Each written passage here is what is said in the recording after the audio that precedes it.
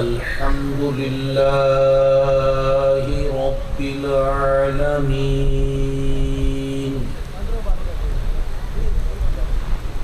والصلاة والسلام على خاتم النبيين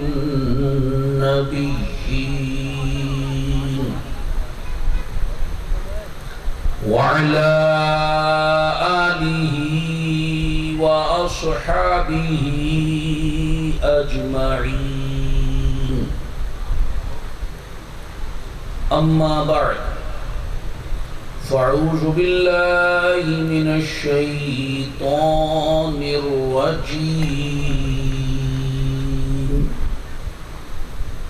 بسم الله الرحمن الرحيم إنا أنزلناه في ليلة القدر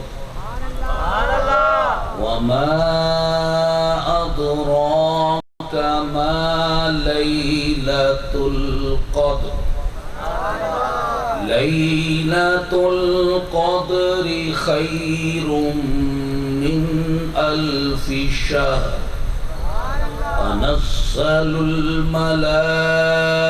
الملائكة والروح فيها بإذن ربهم من كل أمر سلام هي حتى مطلع الفجر صدق الله العظيم قال الله تبارك وتعالى في شان حبيبه الكريم إن الله وملائكته يصلون على النبي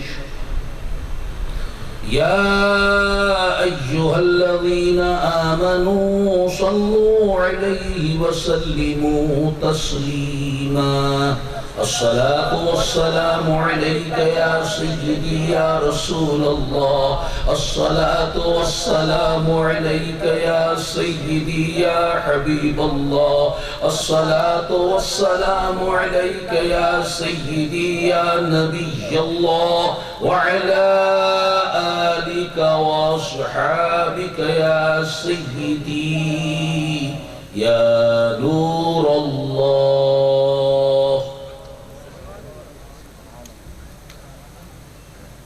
سیدنا حضرت علی المرتضی کرم اللہ تعالی وجہہ الکریم ارشاد فرماتے ہیں جو شخص شب قدر میں 7 مرتبہ سورہ قدر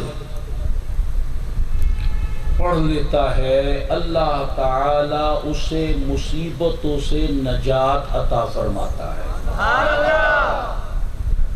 اور 70,000 فرشتے اس کے لیے جنت کی دعا کرتے ہیں صلو علی النبی صلی اللہ علیہ وآلہ وسلم سیدنا امام محمد غزالی علیہ رحمت الباری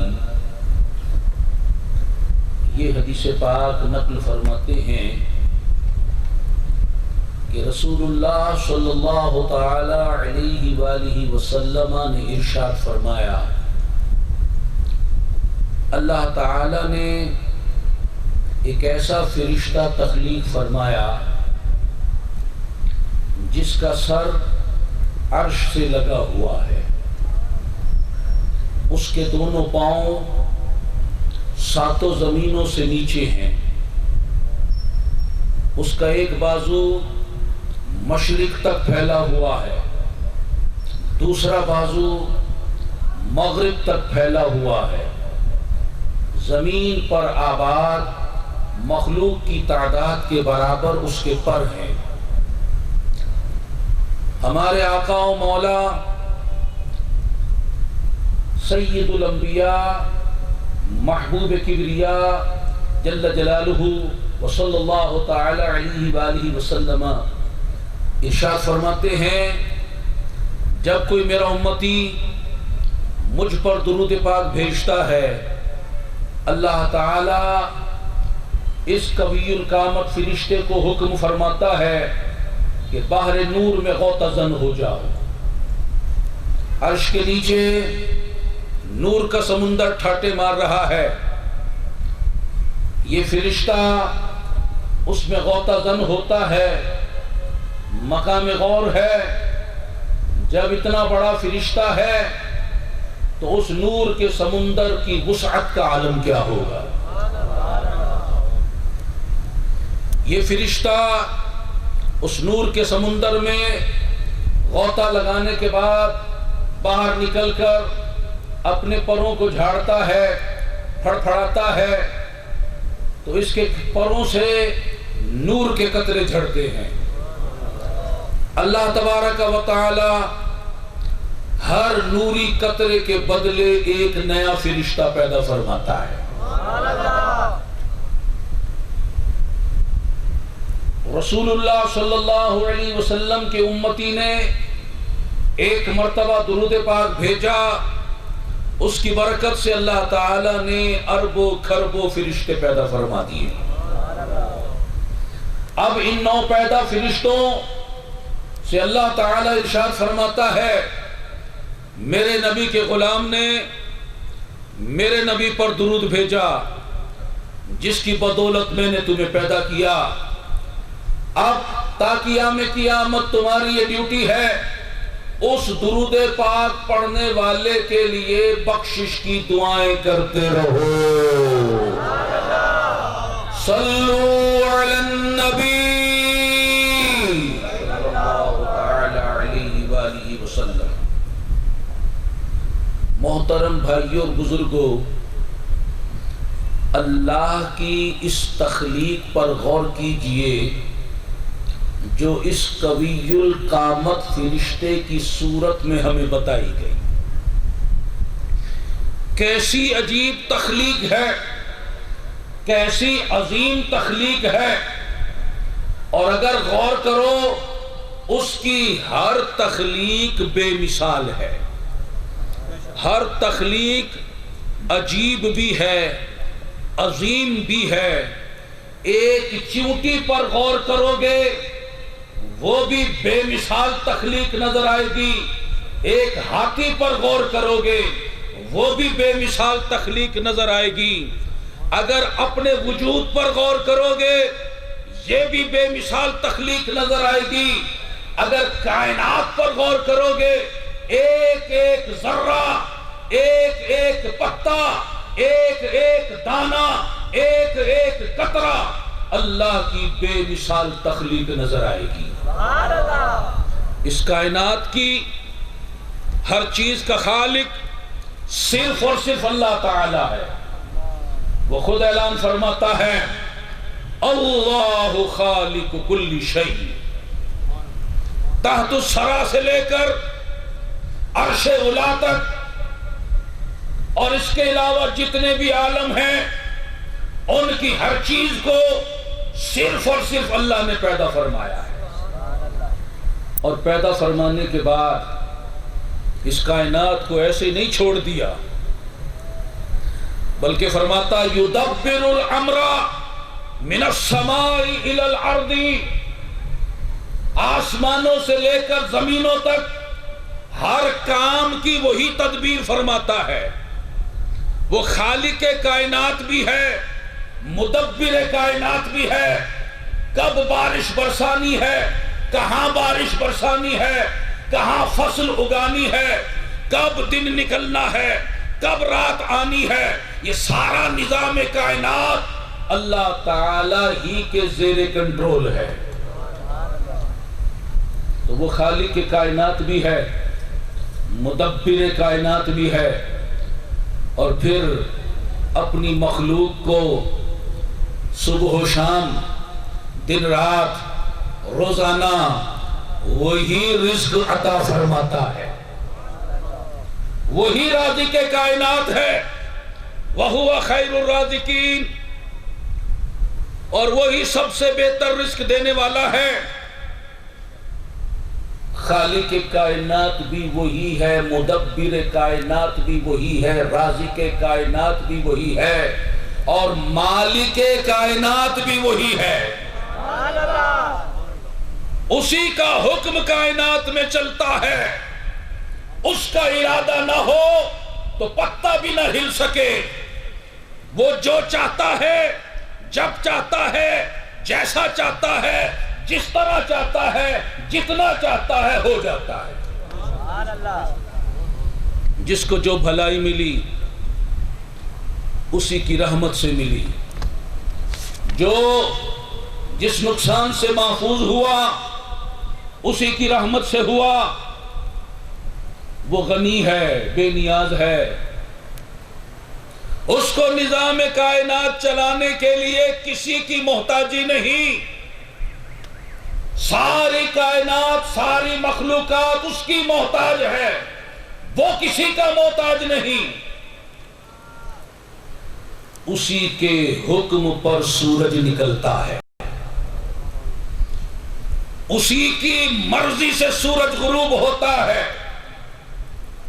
وہ جب چاہتا ہے سورج کو گہن لگا دیتا ہے، وہ جب چاہتا ہے چاند کو گہن لگا دیتا ہے، وہ جب چاہتا ہے ساکن زمین کو حرکت دے کے زلزلہ پیدا کر دیتا ہے، وہ جب چاہتا ہے سمندر کو، دریا کو حکم دے کر سیلاب لے آتا ہے،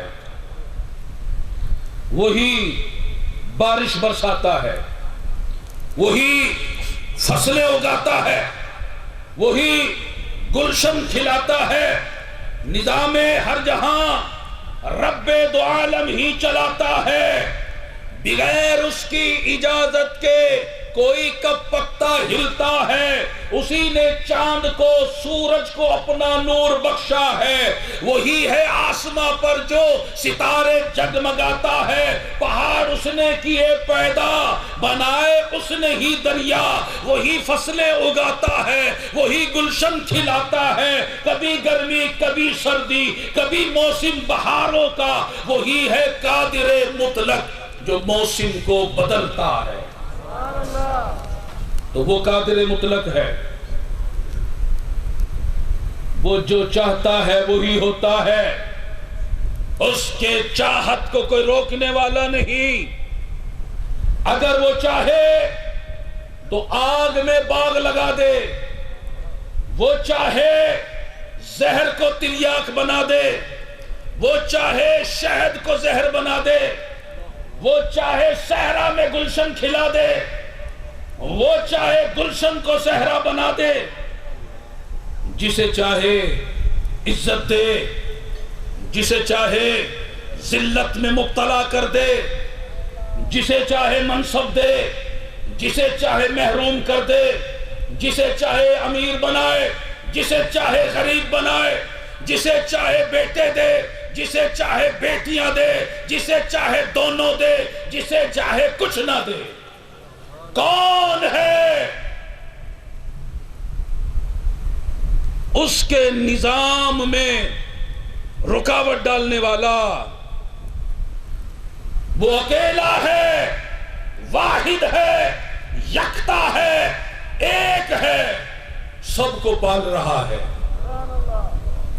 سارے نظام کو چلا رہا ہے۔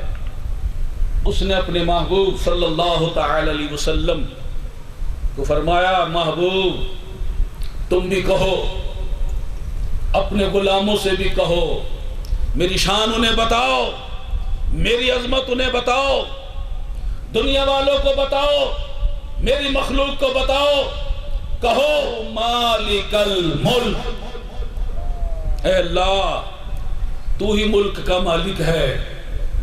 وہ زمین کے نیچے کا ملک ہو، زمین کے اوپر کا ملک ہو، وہ پانی کا ملک ہو، ہوا کا ملک ہو، فضا کا ملک ہو، خلا کا ملک ہو، ملا کا ملک ہو، آسمانوں کا ملک ہو، وہ عرش کا ملک ہو، جنت کا ملک ہو، لامکا کا ملک ہو، یہ 18,000 عالم، 70,000 عالم بے شمار عالم جتنے بھی ہیں، مولا ہر ملک کا تو ہی بادشاہ ہے، ہر ملک کا تو ہی مالک ہے۔ تُؤْتِي الْمُلْكَ مَن تَشَاءُ، جسے چاہے تو سلطنت عطا کر دے، عہدہ عطا کر دے، منصب عطا کر دے۔ وَتَنزِعُ الْمُلْكَ مِمَّن تَشَاءُ، اور جسے چاہے سلطنت سے محروم کر دے۔ وَتُعِزُّ مَن تَشَاءُ، جسے چاہے عزت عطا کر دے۔ وَتُذِلُّ مَن تَشَاءُ، جسے چاہے ذلت میں مبتلا کر دے۔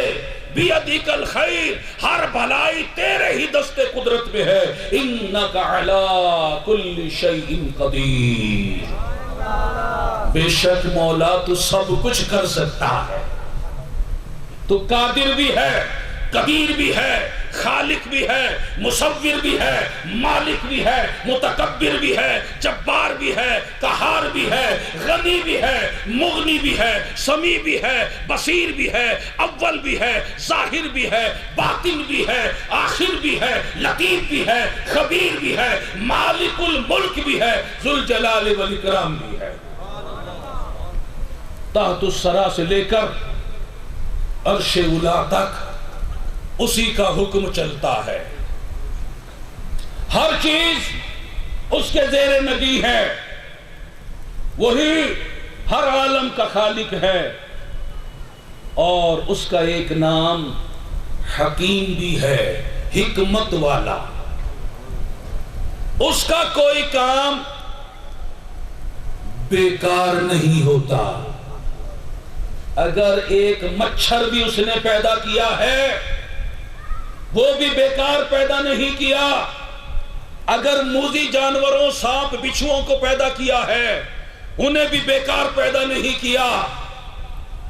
کائنات میں ایک ایک ذرہ جو ہے کوئی بھی بیکار چیز نہیں ہے، وہ حکیم ہے، اس کا ہر کام حکمت پر مبنی ہوتا ہے۔ تو اب سوال یہ پیدا ہوتا ہے، مولا جب ایک ذرہ بھی بیکار پیدا نہیں ہوا، اور یہ ہزاروں جو کائناتیں ہیں، ان کو تو نے کس لیے پھر بنایا ہے؟ یہ کس لیے بنی ہے؟ تفسیر حسینی، تفسیر روح البیان،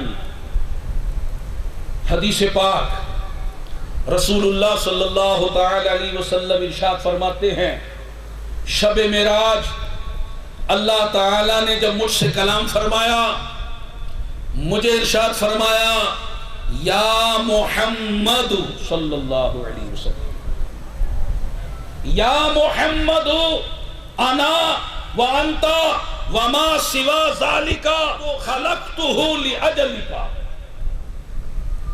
اے میرے محبوب میں ہوں اور تو ہے، اے میرے محبوب میں ہوں اور تو ہے، اس کے سوا جو کچھ بھی ہے وہ میں نے تیرے لیے بنایا ہے، وہ تیرے لیے پیدا کیا ہے۔ زمین و زمان تمہارے لیے، مکین و مکان تمہارے لیے، چنین و چنا تمہارے لیے، بنے دو جہاں تمہارے لیے، دہن میں زبا تمہارے لیے، بدن میں ہے جا تمہارے لیے، ہم آئے یہاں تمہارے لیے، اٹھے بھی وہاں تمہارے لیے۔ نعرہ تکبیر، نعرہ رسالت، ذرا ہاتھوں کو بلند کیجئے، دیکھیے حضور کی شان بیان ہو رہی ہے۔ نعرہ رسالت، مظہر کبریاء، مظہر مصطفیٰ، سرکار کی غلامی۔ اے محبوب میں ہوں اور تو ہے، اس کے سوا جو کچھ بھی ہے وہ میں نے تیری خاطر تیرے لیے پیدا کیا ہے۔ سرکار فرماتے ہیں میں نے عرض کی، یا رب انت و انا وما سوا ذالک ترکتہ لاجلک، اے میرے پروردگار تو ہے اور میں ہوں، اس کے سوا جو کچھ بھی ہے وہ میں نے تیرے لیے چھوڑ دیا ہے۔ حضور ہمیں بندگی کا کرینہ سکھا رہے ہیں۔ بندگی اسے کہتے ہیں اللہ کے سوا تمہارا کوئی مقصود نہ ہو، کوئی مطلوب نہ ہو، کوئی محبوب نہ ہو۔ دیکھو اللہ نے میرے لیے سب کچھ بنایا، مالک کائنات بنایا، وجہ سبب تخلیق کائنات بنایا، لیکن اس کے باوجود نہ میں نے پہاڑوں میں دل لگایا، نہ باغوں میں دل لگایا، نہ گلشن میں دل لگایا، نہ تفریح گاہوں میں دل لگایا۔ میں نے تو رب کو کہا مولا تو میرا مقصود ہے، تو میرا مطلوب ہے، تو میرا محبوب ہے، مجھے کچھ نہیں چاہیے، مجھے صرف تو چاہیے۔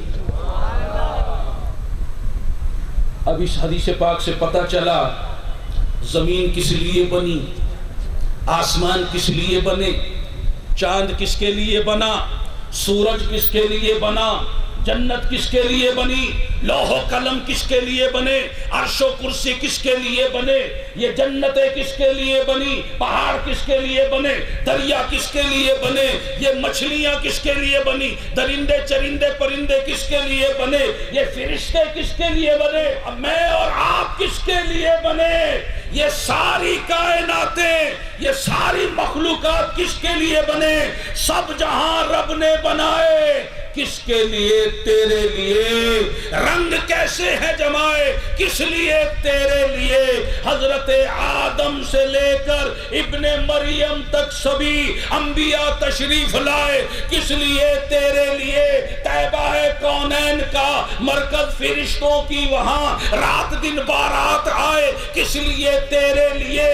آتش نمرود ہو یا ذبح اسماعیل ہو، شان اپنی رب دکھائے، کس لیے، تیرے لیے۔ جس پہ تو راضی ہوا اس پہ میں راضی ہوا، فیصلہ یہ رب سنائے، کس لیے، تیرے لیے۔ یا نبی تبلیغ اسلامی پہ ہو یہ بھی کرم، دین کے ڈنکے بجائے، کس لیے، تیرے لیے۔ نعرہ تکبیر، نعرہ رسالت، مظہر کبریاء، مظہر مصطفیٰ اولیاء، سرکار کی غلامی۔ اللہ نے سارے جہان، ہر کائنات اپنے محبوب کی خاطر بنائی، اور اس کے بعد ساری کائنات کو آپ کی غلامی میں دے دیا۔ صحیح مسلم شریف کی حدیث پاک حضور فرماتے ہیں اُرسلتُ إِلَى الْخَلْقِ کافۃ، اللہ نے مجھے ساری مخلوقات کا رسول بنا کر بھیجا ہے۔ اللہ کی جو بھی مخلوق ہے، جہاں ہے، جس جہان میں ہے، ہر چیز کا رسول بنا کر بھیجا ہے۔ اب بتاؤ رسول آقا ہوتا ہے یا نہیں، مولا ہوتا ہے یا نہیں، امت جو ہے، امتی جو ہے وہ غلام ہوتا ہے یا نہیں۔ جب ہر چیز آپ کی امت میں شامل ہو گئی تو ہر چیز آپ کی غلام ہو گئی، آپ کے زیر حکم ہو گئی، آپ ان کے آقا بن گئے، مولا بن گئے، مالک بن گئے۔ اور کیسے مولا بنے، ہر چیز کیسے غلامی کا اظہار کر رہی ہے۔ ارے حضور کے مالک ہونے پر غور کرو، اللہ نے اپنے محبوب کو کیسا مالک و مختار بنایا۔ انگلی کا اشارہ کیا، ڈوبا ہوا سورج لوٹ کر آ گیا۔ سورج جانتا ہے یہ میرے آقا ہیں، یہ انگلی آپ اٹھا کر دیکھو، سورج آپ کا کہا مانے گا، ہرگز نہیں۔ حضور کی انگلی کو بھی جانتا ہے، حضور کو بھی جانتا ہے، اشارے کو بھی جانتا ہے کہ یہ میرے آقا ہے، مولا ہے، مالک ہے۔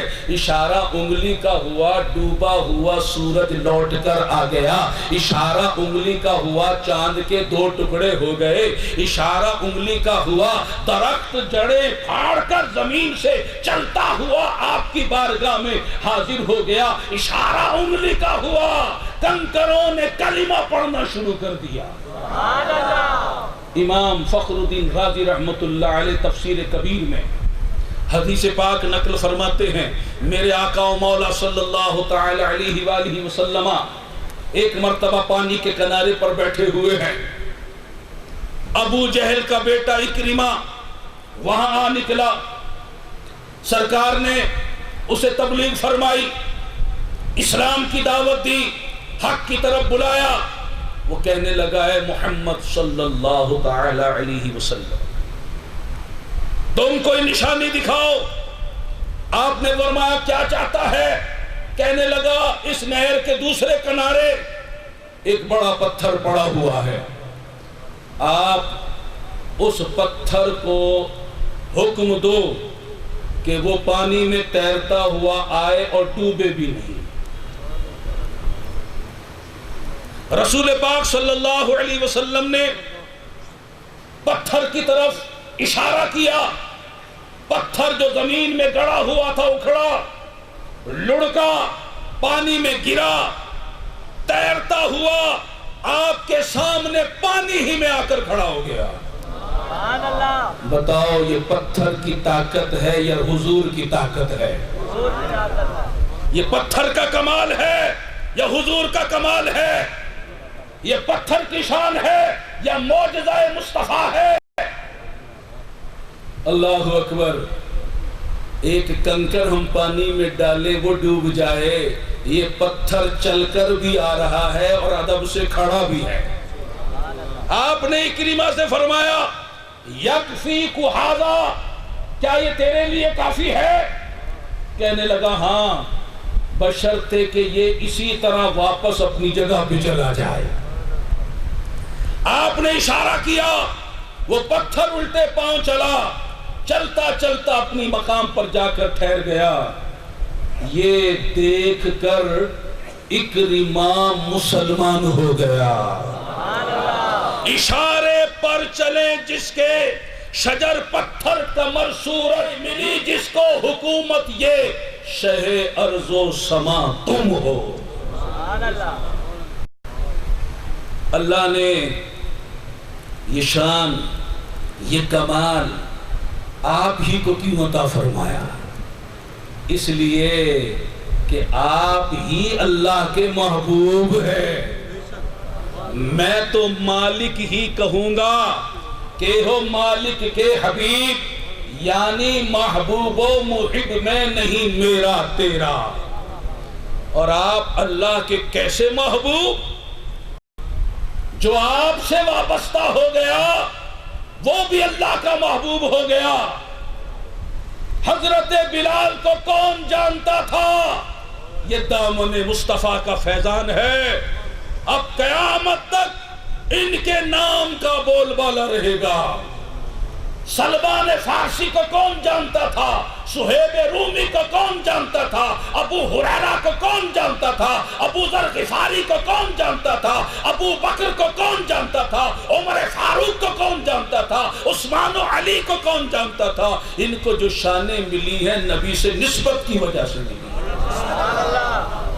مجھے بتاؤ صحابہ محترم کس لیے ہوئے؟ کہ وہ عبادت زیادہ کرتے تھے؟ نہیں، انہوں نے چہرہ مصطفیٰ کے جلوے دیکھے ہیں، صحبت مصطفیٰ پائی ہے، حضور سے نسبت پائی ہے۔ اہل بیت آج ہماری نظر میں محترم کیوں ہیں؟ حسن و حسین ہمارے دلوں کی دھڑکن کیوں ہے؟ اس لیے کہ انہیں حضور سے نسبت حاصل ہے۔ غار ہرا محترم کیسے بنی؟ کیا جبریل وہاں آتے تھے اس لیے محترم ہو گئی؟ غار ثور کس لیے محترم ہوئی؟ یہ سب حضور سے نسبت کا فیضان ہے۔ مدینے کو مقام کیسے ملا؟ یہ تو یثرب کہلاتا تھا، آفت کی جگہ، بلا کی جگہ، مصیبت کی جگہ، بخار کی جگہ۔ میرے نبی جب تشریف لائے، آپ کے قدم مبارک نالین مقدسہ کے بوسے سرزمین یثرب نے لیے۔